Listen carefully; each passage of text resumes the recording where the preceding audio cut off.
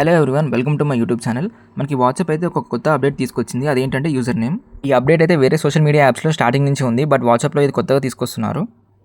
ఈ అప్డేట్ వల్ల యూజ్ ఏంటి అంటే ఇప్పుడు మనం ఫోన్ నెంబర్ షేర్ చేసుకోవాల్సిన అవసరం లేదు. ఈ యూజర్ నేమ్ షేర్ చేసుకొని మనం చాట్ చేసుకోవచ్చు, వీడియో కాల్స్ మాట్లాడుకోవచ్చు, అలాగే కాల్స్ కూడా చేసుకోవచ్చు.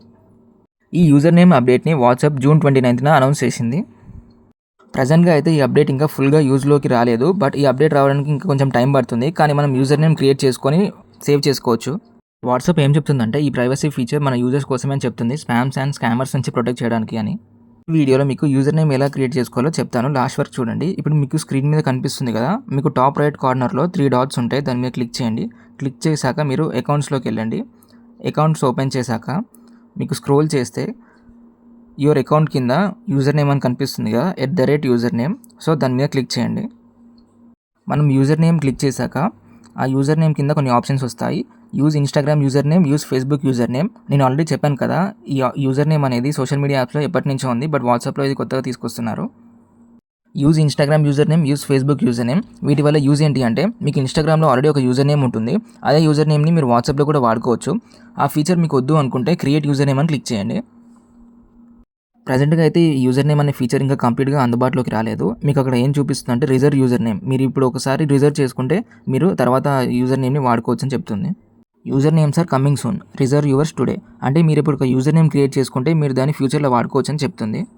ఈ యూజర్ నేమ్ అనేది మన ఫోన్ నెంబర్స్ని ప్రైవేట్గా ఉంచుతుంది. అలాగే ఈ యూజర్ నేమ్స్ని కంట్రోల్ చేయడానికి మనకు ఒక కీ ఉంటుంది.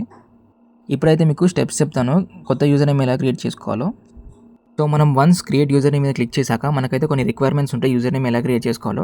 అవి ఏంటంటే 3 to 35 క్యారెక్టర్స్ ఉండాలి. దాంతోపాటు మనకు ఒక లెటర్ ఇంక్లూడ్ అయి ఉండాలి. మీకు ఇక్కడైతే కొన్ని స్టెప్స్ కనిపిస్తున్నాయి కదా, ఇవైతే యూజర్ నేమ్ ఎలా క్రియేట్ చేసుకోవద్దో అవి చెప్తుంది. సో దీని ప్రకారం మనమైతే యూజర్ నేమ్ని చూస్ చేసుకోవాలి యూనిక్గా, ఈ స్టెప్స్ ఫాలో అయ్యి. యూజర్ నేమ్ అనేది www.తో స్టార్ట్ కావద్దు, ఇది యూనిక్గా ఉండాలి. మీరు ఒకసారి ఇన్స్టాగ్రామ్ అండ్ ఫేస్బుక్లో కూడా చెక్ చేసుకోవాలి యూనిక్ కోసం. ఇప్పుడు మీరు యూజర్ నేమ్ క్రియేట్ చేసుకున్నాక మీకైతే ఇలా కనిపిస్తుంది, you reserve your user name అని. Will let you know when your user name is ready అని కనిపిస్తుంది. యూజర్ నేమ్ క్రియేట్ చేసుకున్నాక contact me by user name everyone or people who know my key.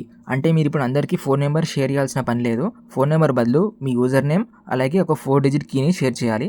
ఈ 4 digit key అనేది అందరికీ different ఉంటుంది, same ఉండదు. ఇప్పటికే మనకి అర్థమైపోతుంది ఈ ఫీచర్ అనేది మన ఫోన్ నెంబర్ని ప్రొటెక్ట్ చేయడానికి యూజ్ అవుతుంది. మీకు ఈ వీడియో యూస్ఫుల్ అనిపిస్తే ఈ వీడియోని లైక్ చేయండి. ఈ విషయం తెలియని వాళ్ళకి ఈ వీడియో షేర్ చేయండి. Subscribe to my channel. Thank you for watching the video.